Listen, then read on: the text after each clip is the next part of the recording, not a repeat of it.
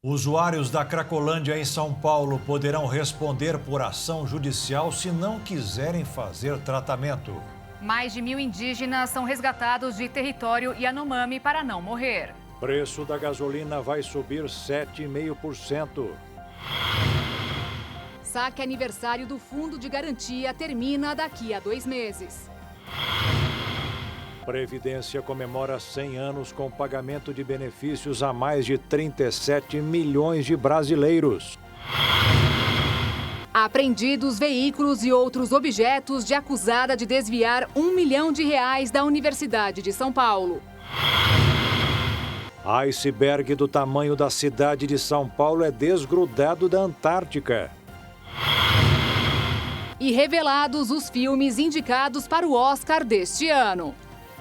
É agora no Jornal das 22.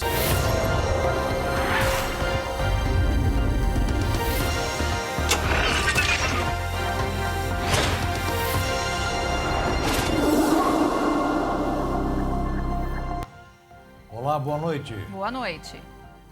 O usuário de crack que for identificado no centro de São Paulo poderá receber tratamento médico. Se não quiser, terá que responder por infração penal.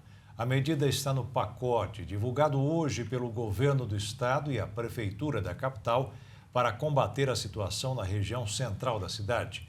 Também foi decidida a instalação de câmeras de segurança. O repórter Leonardo Félix traz mais informações. O objetivo é diminuir a criminalidade na região central de São Paulo. Dados de 2022 apontam que o número de roubos cresceu 160% em relação ao ano anterior. Já os roubos cresceram 110%. Além dos moradores que estão apreensivos, o comércio local também tem sido prejudicado. As lojas estão fechando mais cedo e o movimento caiu bastante, de acordo com os comerciantes. A tensão aumentou nos últimos dias na região central de São Paulo, local que abriga a Cracolândia. A movimentação de dependentes químicos e traficantes é intensa.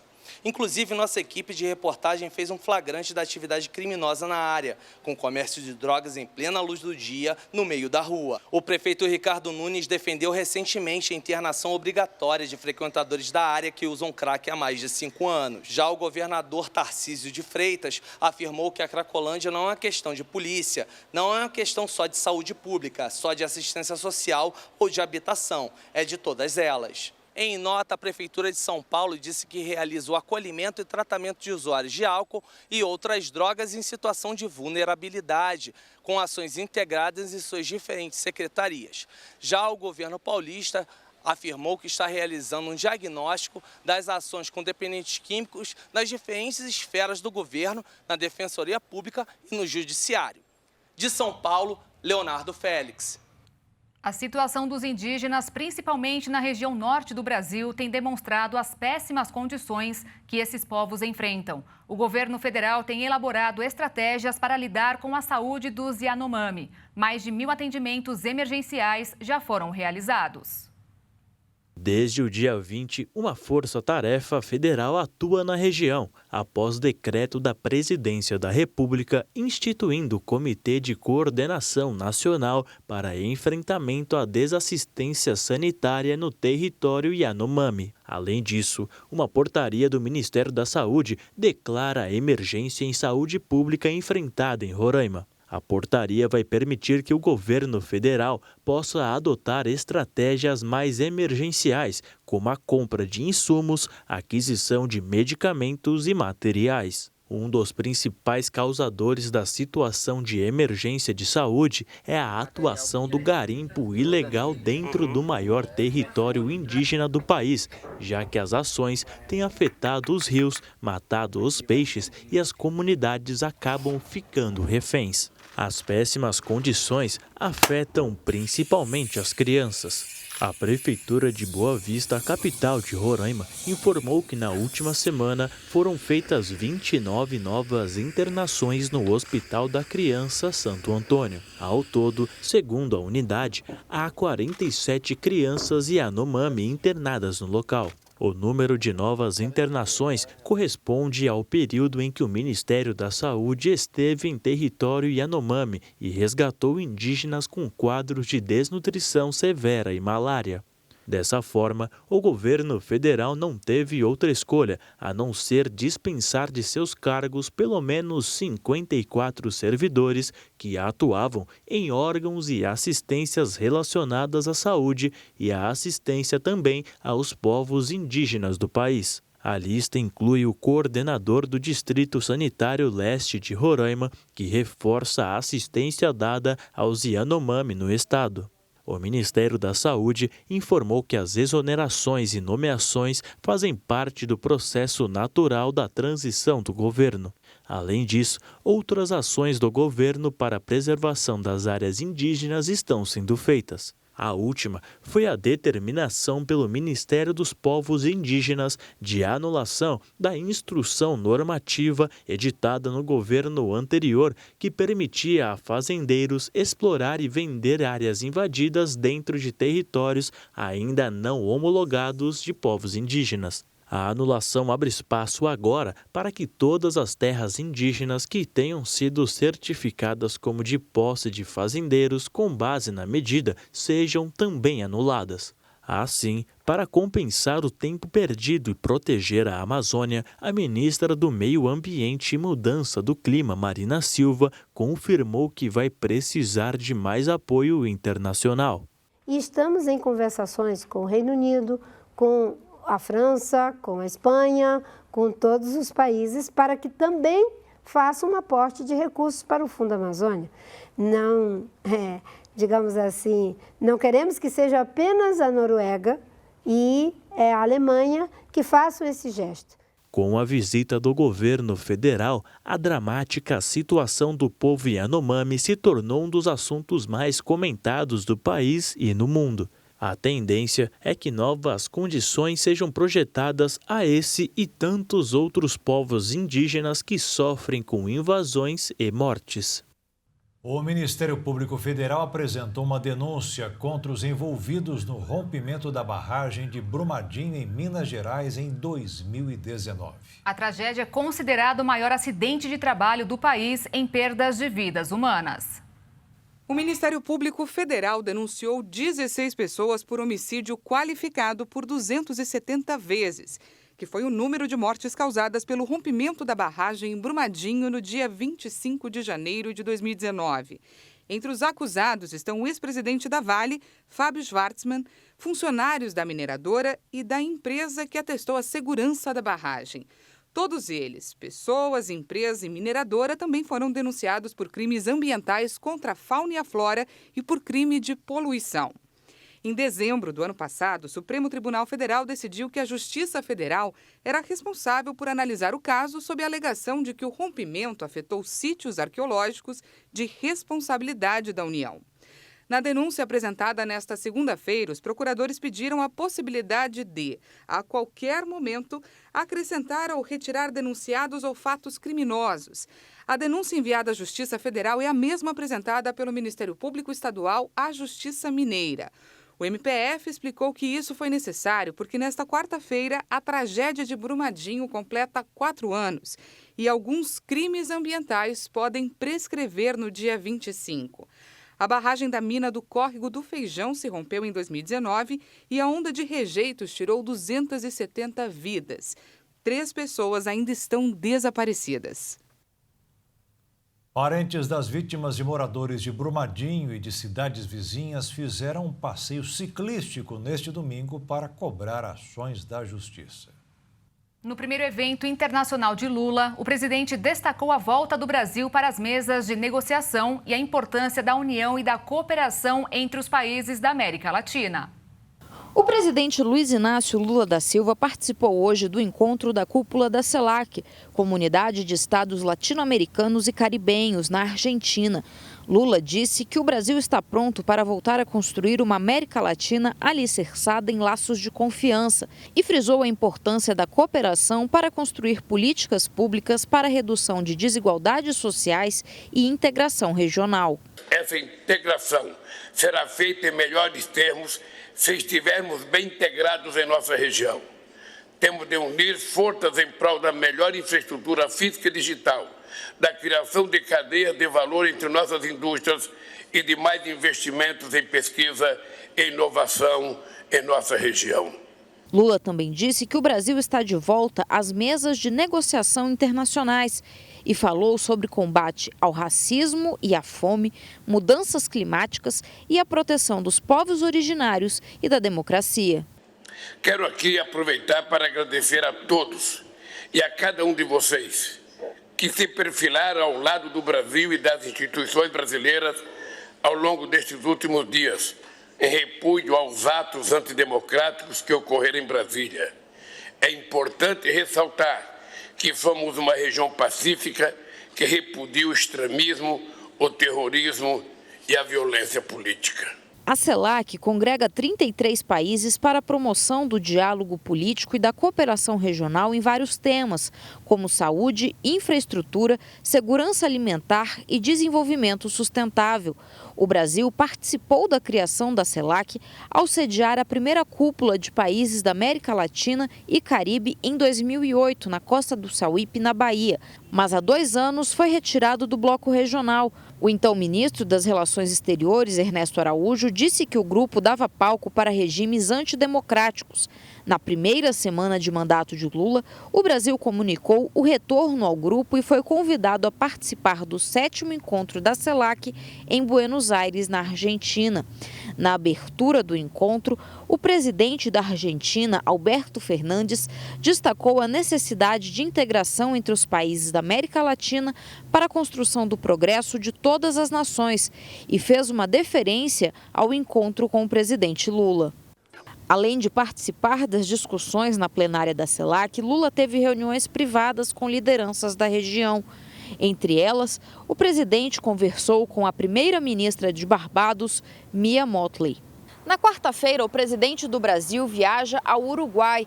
Com o objetivo de fortalecer os laços com o país vizinho, Lula se encontrará com o presidente do Uruguai, Luiz Alberto Lacalle Pou.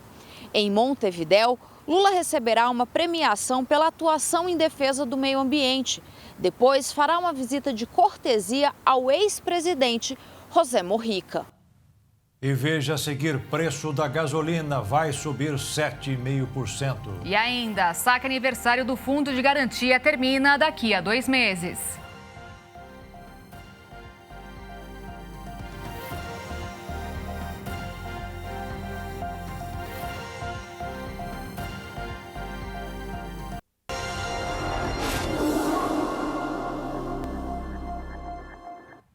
Faltando poucos dias para o início do ano letivo, na maioria das escolas, muitos pais ainda buscam material escolar para a garotada. E é preciso ficar atento às listas, já que podem conter produtos além do que o aluno precisa. No centro da capital, o movimento é intenso nas papelarias e lojas que vendem materiais escolares. A maioria das lojas vai começar dia 30, então a loja está uma loucura.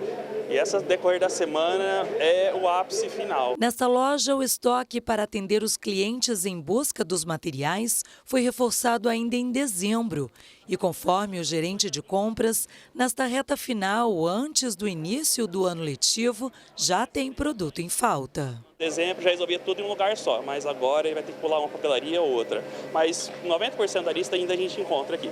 Jéssica veio comprar os materiais para as filhas de 5 e 12 anos, mas só após ter feito pesquisa de preços. Varia muito o preço, tipo um lápis de cor aqui, por exemplo, hoje está R$14,90, achei está de R$22.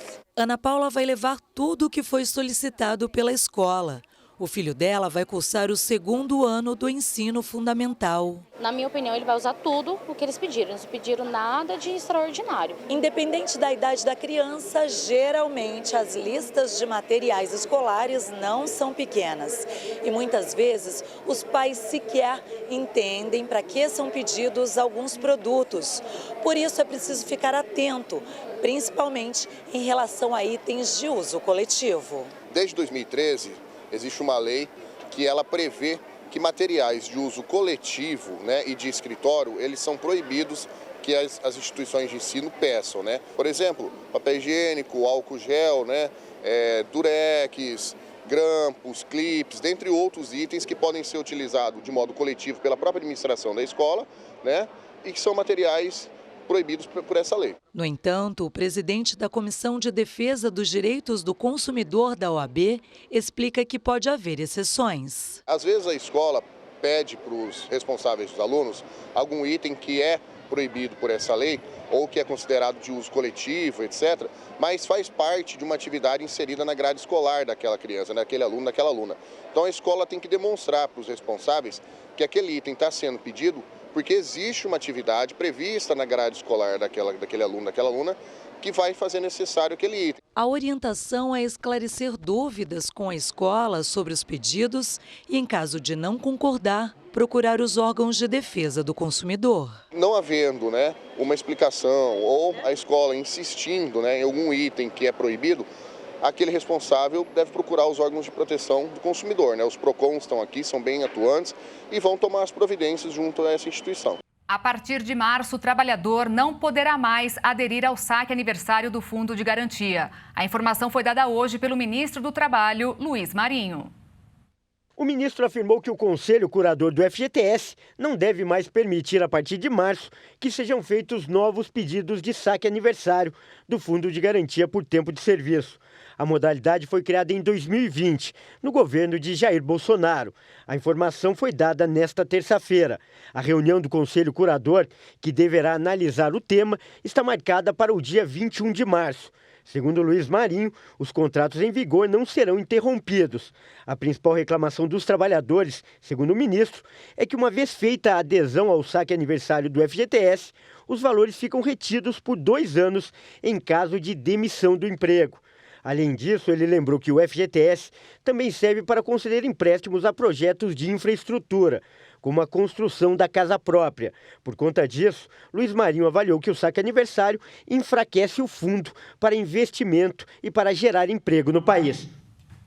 Uma das formas de pagamento tem caído cada vez mais em desuso. Os brasileiros estão deixando de usar cheques e o número de compensações caiu 94% desde 1995.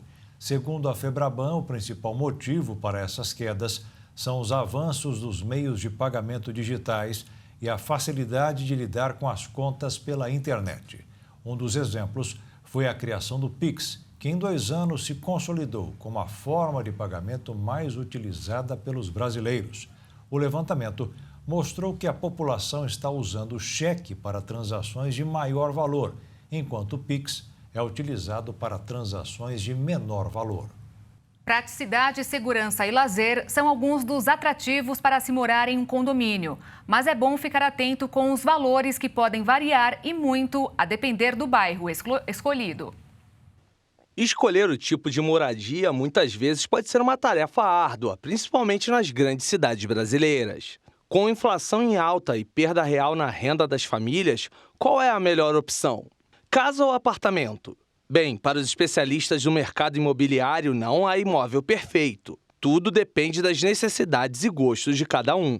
As casas, evidentemente, que oferecem maior liberdade e tranquilidade. Já no apartamento, tem uma série de inconvenientes e a perda da liberdade, No caso de ir e vir, tem o controle de portaria, tudo mais, e isso dificulta o acesso de parentes, amigos. Então, tem uma série de desvantagens. Agora, as casas normalmente têm um valor maior, porque, evidentemente, ocupam um terreno, e você compra não só a construção, mas o terreno também, e isso faz que um preço do metro quadrado fique mais alto. E o apartamento mais facilitado, porque existe uma divisão aí pelo número de unidades em cada terreno construído. Um dos fatores decisivos para a escolha por morar em um apartamento é o quesito lazer.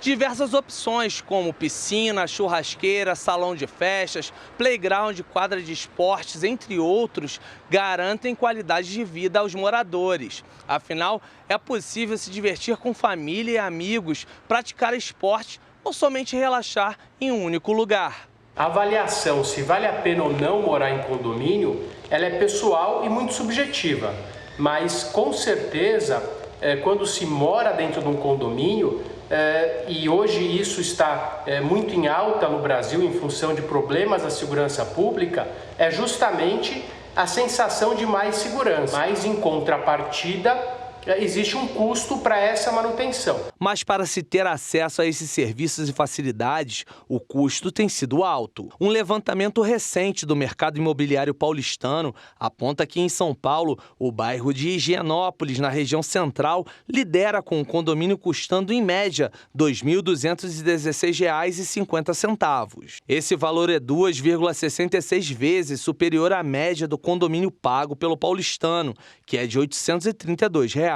Em segundo lugar, a Vila Nova Conceição, com R$ 1.813,50. E em terceiro, Itaim Bibi, com R$ 1.714,34.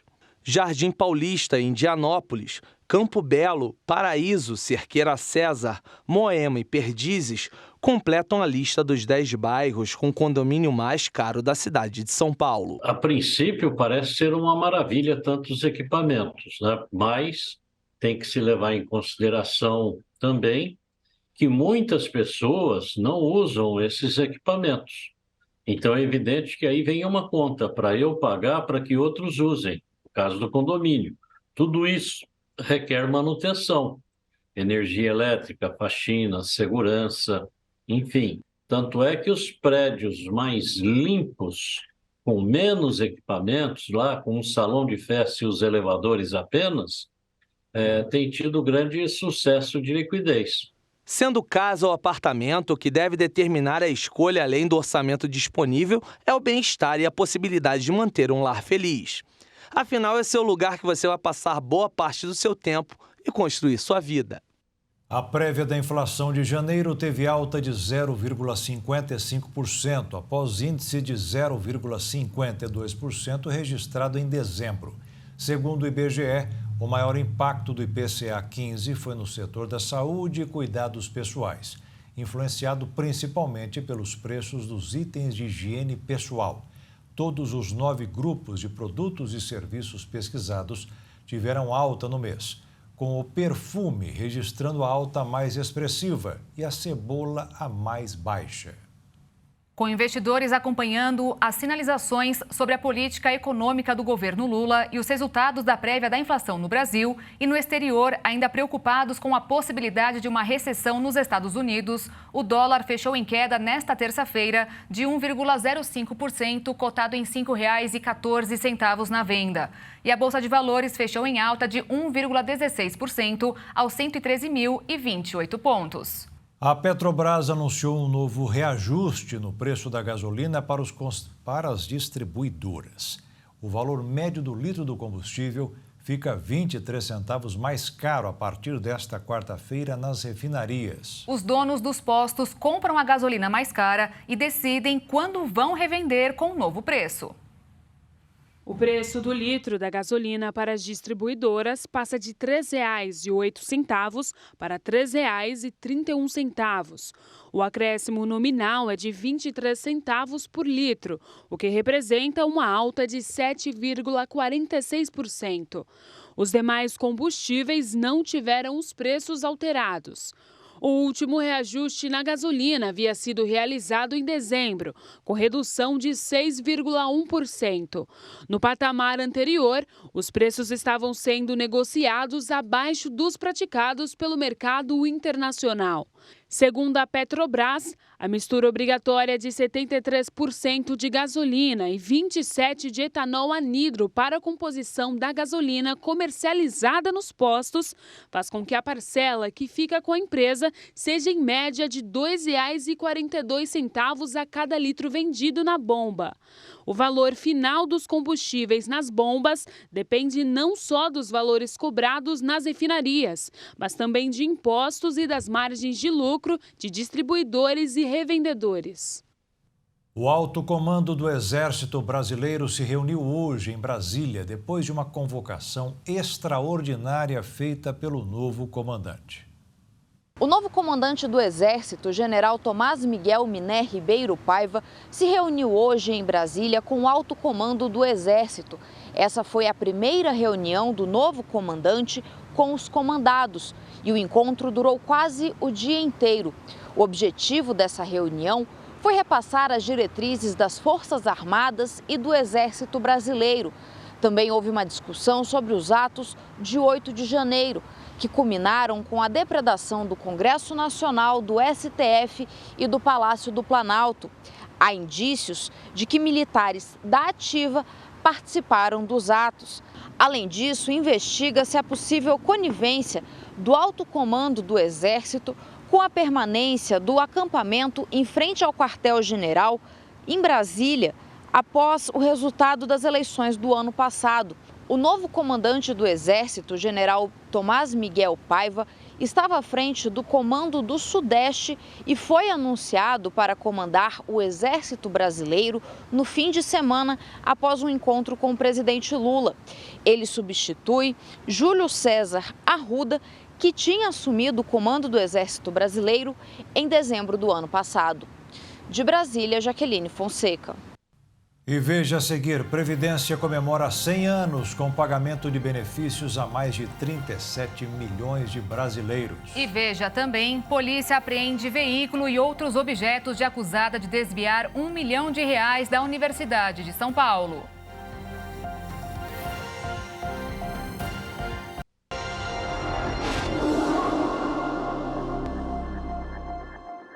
A Americanas conseguiu hoje 3 vitórias na Justiça no Rio de Janeiro para recuperar parte do dinheiro que estava bloqueado. 1 bilhão e 200 milhões do BTG e 290 milhões do Safra e do Votorantim. Além dos recursos, representantes da empresa conversaram pela primeira vez com dirigentes sindicais sobre como ficarão os cerca de 100 mil empregados da rede.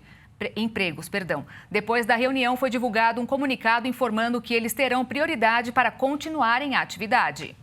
A Previdência Social está completando 100 anos hoje, data em que também é comemorado o Dia Nacional do Aposentado. Todos os meses, a Previdência paga mais de 37 milhões de benefícios. A grande maioria é de pensões e aposentadorias.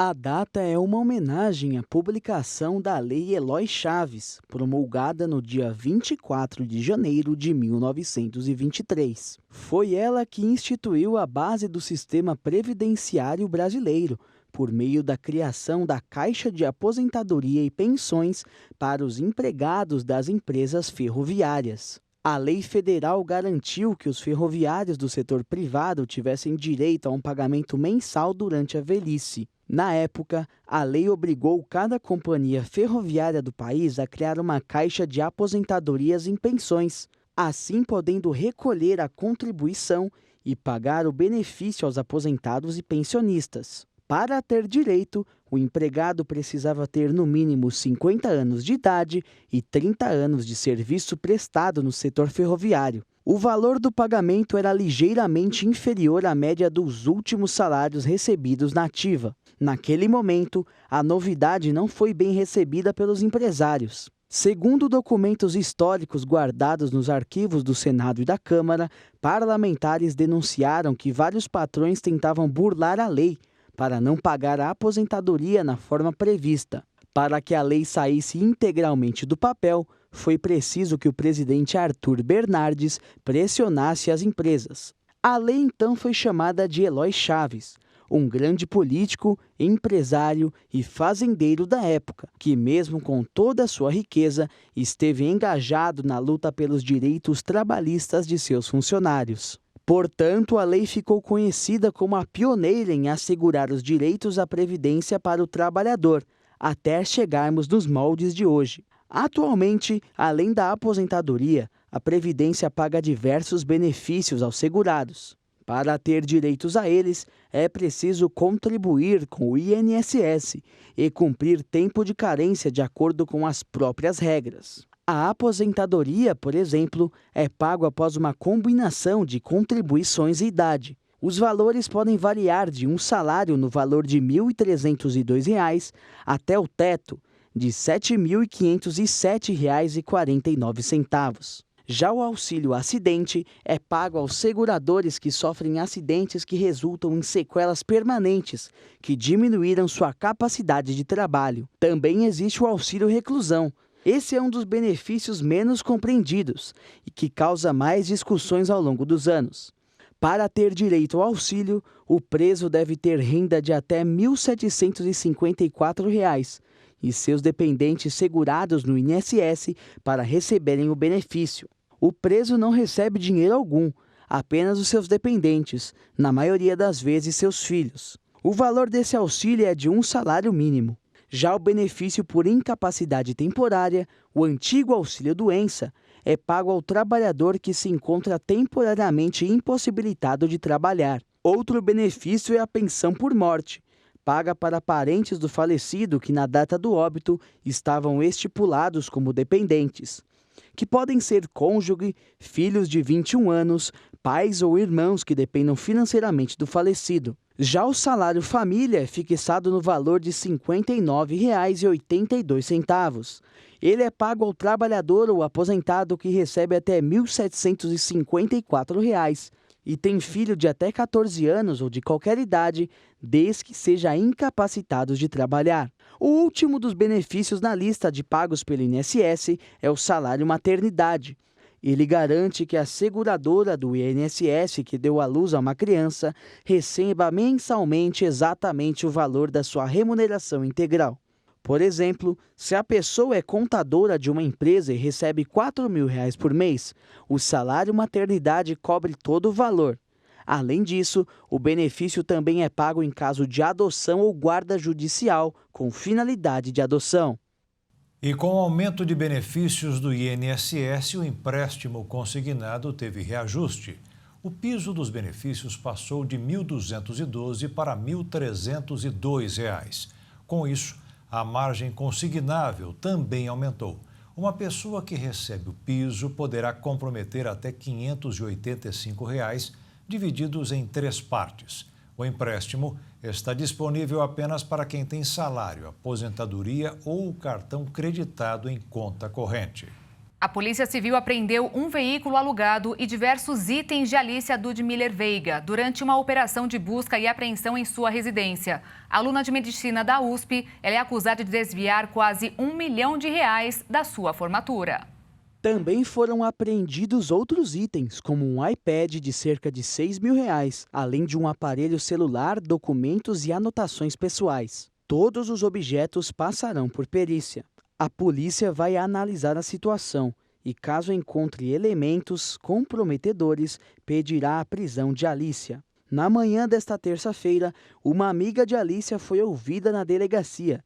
Até o momento, não há nenhum indício que alguém tenha ajudado ou auxiliado Alicia a realizar os desvios de dinheiro. Em depoimento, ela afirma que notou a mudança no padrão de vida de Alicia, mas como não sabia a renda mensal da jovem, achava que era resultado de seu trabalho. De acordo com as investigações, ao menos 9 transferências foram feitas do fundo da formatura para 3 contas pessoais de Alicia, a pedido da estudante, que era presidente da comissão de formatura. A polícia notou que o padrão de vida de Alicia realmente mudou no ano passado. Após a quebra do sigilo bancário, vieram à tona gastos do cartão de crédito, que antes eram de R$ 2.000 e pularam para R$ 7.000. Além de apropriação indébita, ela também é investigada por suspeita de estelionato e lavagem de dinheiro pela polícia de São Bernardo do Campo. Essa outra vertente da investigação teve início após ela tentar apostar, sem pagar, quase R$ 900 mil em bilhetes da Loteria Federal.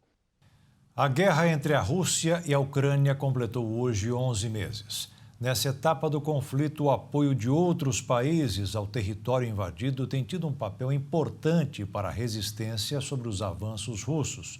Por outro lado, os ucranianos tiveram um baque em sua estrutura de governo. Há um mês de completar um ano da invasão russa da Ucrânia, o governo de Volodymyr Zelensky iniciou um expurgo de autoridades acusadas de corrupção ou má gestão. Membros de ministérios e pelo menos 5 governadores regionais foram demitidos ou deixaram seus cargos. De acordo com informações apuradas de dentro do governo ucraniano, Zelensky pode estar promovendo essas trocas para alinhar forças em torno de si. A ação mira principalmente fortalecer os comandos internos e organizar a demanda principal do país, que tem sido há 11 meses a guerra. O expurgo é o primeiro do tipo desde que a guerra começou e demonstra uma fraqueza inesperada do governo ucraniano. Antes, houve demissões pontuais de autoridades identificadas com a população russa da Ucrânia, concentrada no leste do país. Dessa forma, as alterações governamentais vieram em um momento crucial da guerra. Isso porque, pela primeira vez desde o início do conflito, a Organização do Tratado do Atlântico Norte rompeu mais um tabu e efetuou o fornecimento de tanques para os ucranianos. A entrega da OTAN mira não só prolongar e dificultar o sucesso russo, mas dar uma vitória definitiva aos ucranianos. O apoio vem diretamente pelos Estados Unidos, Alemanha, França e Reino Unido. Além disso, a Rússia tem tido suas primeiras vitórias em meses no leste e no sul do país, colocando uma pressão sobre o governo. Com os avanços russos, a infraestrutura ucraniana sente o peso dos ataques constantes de Moscou. Mas a entrada da OTAN no conflito pode fazer com que a guerra escale ainda mais, em proporções maiores.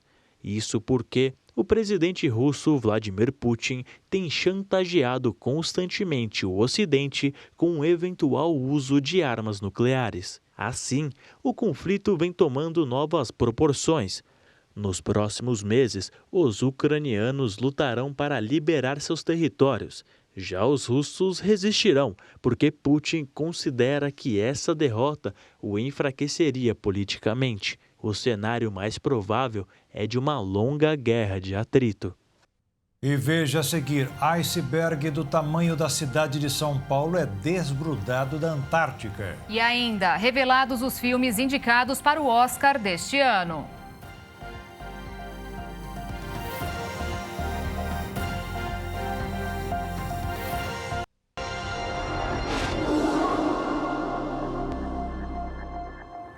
Mais de 69 milhões de brasileiros não pagaram suas dívidas no ano passado.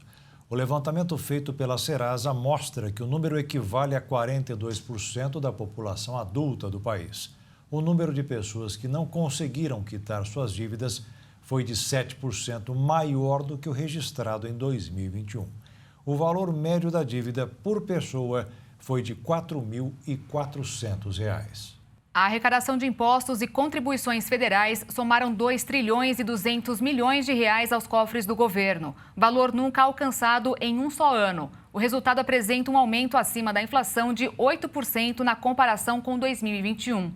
Segundo o chefe do Centro de Estudos Tributários e Aduaneiros da Receita Federal, Claudemir Malaquias, o crescimento mostra a força da recuperação da atividade econômica do país. Um enorme bloco de gelo de um tamanho equivalente à cidade de São Paulo ou da chamada Grande Londres se desprendeu na Antártica. Mas, de acordo com especialistas, o movimento já era esperado e não tem relação com o aquecimento global. O anúncio foi feito por um grupo de cientistas nesta segunda-feira, um dia depois de a maré forte ter aumentado a fissura e feito o bloco de gelo de 1.550 km² se desprender. De acordo com o British Antarctic Survey, órgão que estuda as regiões polares, o desprendimento era esperado e não se deve à mudança climática, apesar de a região estar ameaçada pelo aquecimento global. Outro episódio do tipo, com um iceberg de tamanho similar, já havia ocorrido 2 anos atrás na mesma região. Especialistas afirmam que grandes fissuras vêm aumentando na última década. Em 2016, os pesquisadores britânicos decidiram mover sua base de trabalho para outro lugar, situado a cerca de 20 quilômetros, por medo de que ficasse à deriva sobre um iceberg. Foi divulgada hoje pela Academia de Artes e Ciências Cinematográficas a lista de produções que vão concorrer ao Oscar 2023. As estatuetas serão entregues em 12 de março. A cerimônia será apresentada pelo humorista Jimmy Kimmel. O primeiro da lista é Tudo em Todo Lugar ao Mesmo Tempo, filme sobre uma imigrante chinesa que junta universos paralelos, comédia e crise existencial. A produção recebeu 11 indicações e lidera a disputa. Seguido de Nada de Novo no Fronte, filme alemão sobre a Primeira Guerra Mundial. E Os Benches de Incherim, sobre o fim inesperado da amizade entre 2 irlandeses nos anos 20. Tiveram 9 indicações cada. Uma das categorias mais comentada pelos fãs é a de música original, com Rihanna, Lady Gaga e David Byrne, que também foram indicados. Outros filmes entre os campeões de indicação são Elvis, com 8 indicações, Fabelmans, 7 indicações, Tar, 6 indicações, Top Gun, Maverick, 6 indicações, Pantera Negra, 5 indicações e Avatar, O Caminho da Água, 4 indicações. Agora é aguardar até o dia da premiação para vermos quem vai garantir as estatuetas. Os apaixonados por cinema terão que segurar a ansiedade, porque até o dia do evento ainda tem muito tempo. E uma rede de pizzaria dos Estados Unidos decidiu quebrar o recorde de maior pizza do mundo. A empresa fez uma de 1.300 metros quadrados e entrou para o livro dos recordes. Para se ter uma ideia, a redonda em questão era tão gigantesca que chegava a ser maior que a mansão da cantora Britney Spears, na Califórnia.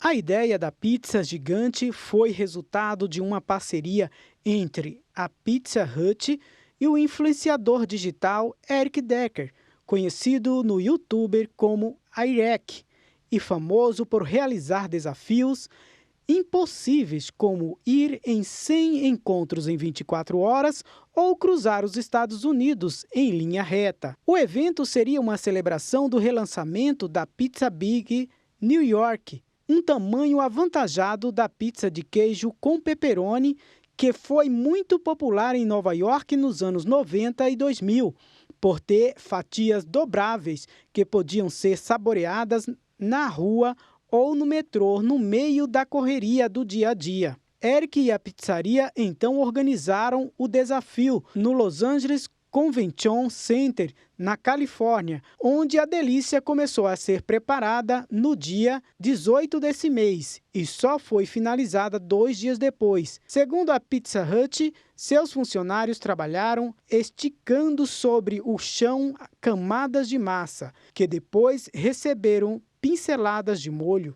Só por fim, coberturas foram adicionadas. No entanto, a pizza teve de ser assada em pedaços, já que não há forno no mundo para uma receita deste tamanho. No total, foram utilizados 6.193 quilos de massa, pouco mais de 2.244 quilos de molho e quase 3.992 quilos de queijo. A pizza foi finalizada com 630.496 fatias de pepperoni.